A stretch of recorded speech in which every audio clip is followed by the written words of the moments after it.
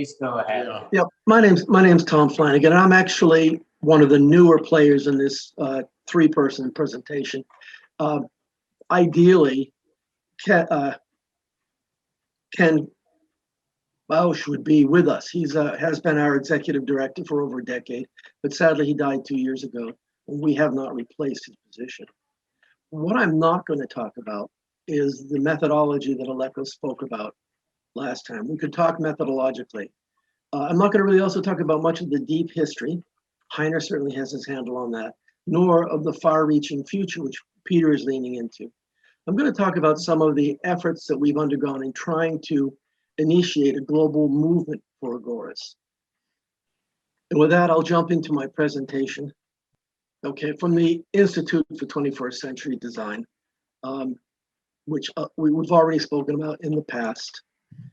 There's a necessity for inclusive design, and Aleko Christakis has been a pioneer in this founding vision. He's developed a very powerful methodology, which he spoke about, and it's been used a lot in corporate environments. It's strong, but in the civic arena, it is fragile. So there's validation for the industrial strength power of his inclusive participatory approach. Our communities are more complex in corporations. And the reason for that is we face complexity from multi-centric societies with different groups with different interests.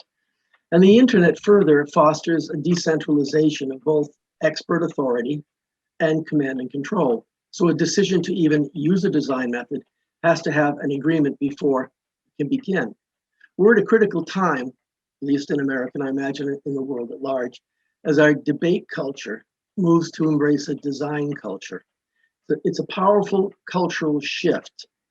Christakis launched a nonprofit entity, which is called the Institute for 21st Century Agoras, for the goal of building awareness of the design methodology, which translates in some ways to the software that was enabling this design process, but of course it reaches further. To scale the methodology for broad social impact, which is to allow it to be used much more frequently and much more generally, and to interface with other groups that are involved in the global Agoras movement. So the challenge for the design dialogue is that we have culturally established ways of thinking, designing, and making decisions. And our identity is locked onto the ways that we think as individuals and as groups and as subgroups. So our first struggle is to agree upon a specific discussion on how it should be managed. And that's not an easy feat. Groups come to expect to be trapped into echo chambers or contentious debates when they meet with other groups. And in order to convince them that they can step beyond that, you have to use a different approach to dialogue, which they will not be familiar with until they experience it. In addition, facilitators optimize practices to fit into cultural expectations. So beyond the practice of the SDD that Aleko is promoting, there are many, many, many forms of dialogue. And those forms of dialogue tend to be encapsulated to fit a certain time frame. If a group can meet for an hour, then they get an hour's worth of talking. And that's different than a group that is meeting and charged with the responsibility of coming up with a new design. One must work within a time limit, but the time limit is indeed not the traditional time set. Now, some of the facilitators will speak of consensus as a goal. And it is easy to get consensus if you force a vote at the end of any discussion and say, well, this is the item that we chose as number one. But consensus is a byproduct of understanding what we're doing. It's a byproduct of coherence. If you're truly coherent, you don't even need to vote. So voting, which a group might see as being fair, does close out an incomplete understanding. If the vote has been fair, then there's a sense of confidence that something's been fair. And nothing kills inquiry as fast as confidence does. So we need the will to find a new way to do things. And presently, there's not an effective language for explaining inclusive democratic design. You will probably see us struggling with that today. It's not something new. There's persistent frustration, if acknowledged, is a catalyst for considering new dialogue approaches. When people have tried other things and they failed, Aleko had always encouraged us to say, that's when you can turn to something more powerful. Accepting failure, admitting failure is a difficult thing to do. And sometimes what happens is that a discussion becomes cathartic before it becomes catalytic. People feel like, oh, we've discussed that, we're done, we're through, we can move on. Traditional groups trap people into talking about what they already think they understand. It makes sense. If you have something to say, that's the something that you really want to say. And another approach, the reductive piecemeal approach, works poorly when the elements are highly interdependent and complex. You can't really take apart the frog and put it back together and still have a frog.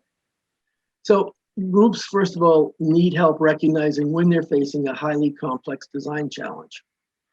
And incomprehensible problems are, of course, not comprehensible. The issue of giving someone the data that they might need if they're data-driven into agreeing that they're working with a high level of complexity is difficult. The SDD does use a situational complexity index, but that's derived after the dialogue. On the front end of it, it's a different type of a process. So design facilitation differs than dialogue facilitation in highly complex situations. Familiarity with the broker is a trust, and the broker generally is a person who's already got a relationship with an entity or a community. And new design approaches have to work within the language that exists within that community. So there's an essential requirement for experiential learning of the type of process that Aleko had talked about before. Inclusive, democratic design dialogue, structured dialogic design, is a structured dance-like performance art. You can't really tell someone what it feels like to ride a bicycle or to dance in a square dance. They have to be involved in an experience where they can learn from it. There's a diversity of perspectives and roles in design process. They need to be balanced.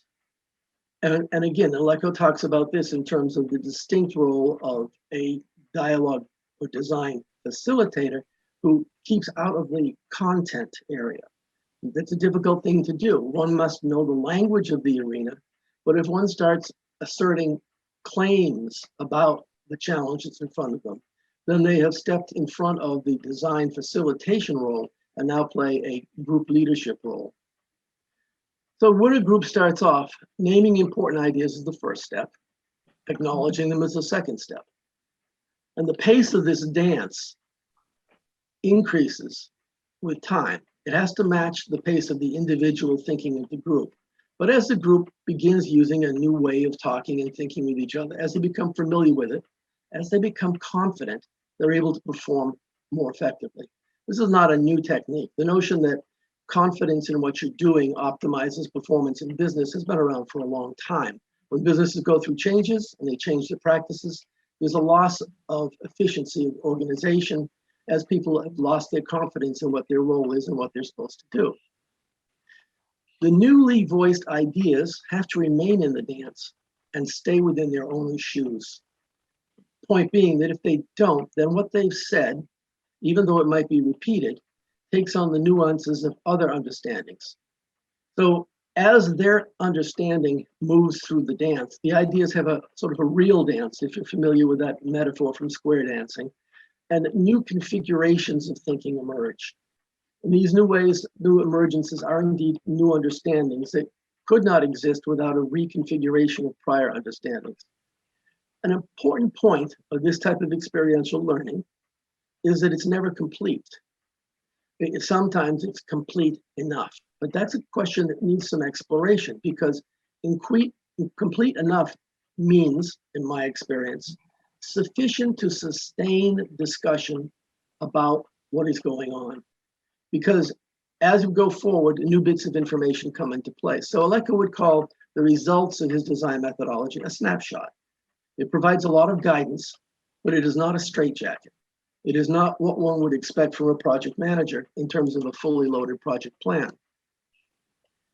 Enhancing large group system design, design projects tend to exist with colors, familiar patterns, and recognizable forms. What I'm saying is that there's a language, and it can be a pattern language and a structural language, and people tend to work within the language that they're familiar with. Now, language imposes a bit of a tyranny because the words and uh, the, the syntax of the language frames what is possible to think about. And rapid prototyping quickly gets you a model of what may be going on. But if you move too quickly, you can miss the opportunities for reimagining things. You don't allow the recombination to gel. In addition, professional, and Peter will have things to say about this, I'm sure, designerly ways of thinking are often held as individual sacrosanct rituals, which is to say that the design community at large is a bit ambivalent of how to go ahead and support complex systems design. And generally, if you don't have the credentials of a designer, you're kind of discounted in a way because you don't have that intuitive, blessed sense of what designers learn about how to think. Now, all of the deep learning, and this is certainly true of Aleko's process, benefits from humility, humor, and respect for otherness. And that's probably not rocket science, but it's not easy to cultivate that type of a culture. So as much as Aleko's process has been designed around an engineering core process, it has a very strong sociological dimension to it. The front end of the process involves languaging, in which, as words are introduced, a meaning behind the word is introduced. If it's not the meaning other people agree with, it has to be accepted as a legitimate meaning for the sake of that conference. Clustering is a point where you take ideas together and you compare them in groups of relatedness. Now, the notion of clustering is really deeply embedded in the very notion of thought, because if we don't have our clusters clearly sorted, then we can't work amongst them to understand things in a clear way, and paradox emerges. And that can be traced back to the limitations of clustering. Okay, the working language supports new ideas, which merge into new understandings. And explicitly exploring interdependencies is critical for understanding new ideas. The trend is to argue, to debate, and to try to claim victory for which ideas are the best ideas. We have to shift off of that dime and focus on how about looking at the relationship between the ideas, accept the fact that there is an idea honestly spoken as an honest truth. Constituents are generally more interested in what others are thinking than what they have decided, meaning that after you come out of a meeting, you might say, well, we've decided this. When you tell that to someone, they'll say, well, fine, but how did you come to that conclusion? How were you thinking? What type of a record exists to claim that the thinking was sufficiently inclusive so that all of the appropriate stones have been turned over? It's a difficult challenge. Cultural change, which is what we're talking about in shifting from a debate culture to design culture, does rely upon art. We're socialized through artful stories, the stories that we tell ourselves and about ourselves. And authentically recognizing the we in our inclusive identity stories is critical for coherent change. We had challenges with that in a number of instances in terms of getting the right group together to begin a discussion. The product of a design dialogue is an artifact. In Aleko's term, it's a map, it's an ISM map, and it expresses the shape of an understanding. And the shape is the rough structure of an understanding. Shape takes on powerful form. Form is the physical manifestation of a shape through story performance. We translate local dialogue if the script, if the shape, indeed as being real. And a map provides that core structure from which different dialogues can be developed. Many different stories compete for critically limited resources of public audience. And here's where we get into trouble with some of the splendid efforts coming out of universities. The notion of engaging the citizens in a discussion provides some relief to a painful feeling of not being part of things, but it is cathartic in many ways. And more than that, it burns the kindling. Eleanor Ostrom would call it a common pool resource, that the attention span of the public is finite. And the amount of time that you ask them to spend on thinking about something is difficult.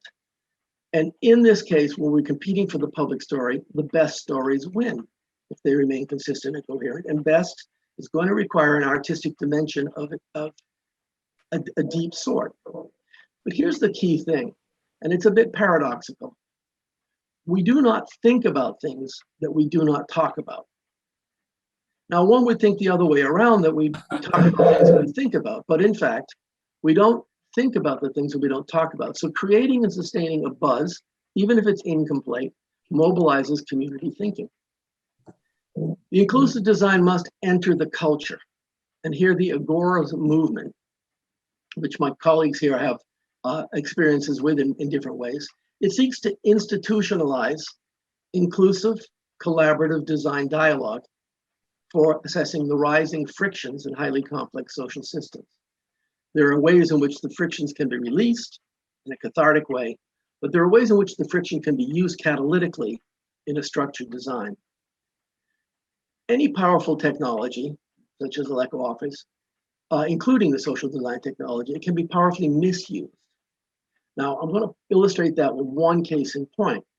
The US FDA won a Golden Hammer Award from the Kennedy School for its attempts to revitalize itself internally when it adopted Aleco's process for use internally. That was a high point. But once it was within that organization, there was a real serious question about who would be the subject of the next inquiry. And as such, the process appeared to be a loose cannon. So you really have to have some guidance in terms of this powerful social technology so that it's assured that it's going to be used for the highest and best social interests. So with our Institute for 21st Century Agoras, we've been struggling to sustain a reference standard for practitioners. The reference standard is not the imposed straitjacket of what everyone has to do, but without a reference standard, you really cannot talk about the practice that you share. And if you can't talk about it, you can't think about it, and you can't really substantially improve it. So there seems to be a little much of a tyranny in the Aleco approach. But the goal is not to impose that upon others, but to provide others with that as a platform for talking. Structured democratic dialogue is a bottom-up or center-out, not put, but center-out process that needs to be practiced with integrity at all local levels. And the Institute for 21st Century Agora seeks to support the integrity of the practice of the design whenever designers wish to discover and use the process. So again, there's a personal thanks here for Kenneth C. Bosch, who's the past president and executive director. Really miss the man, and I hope I'm doing some justice.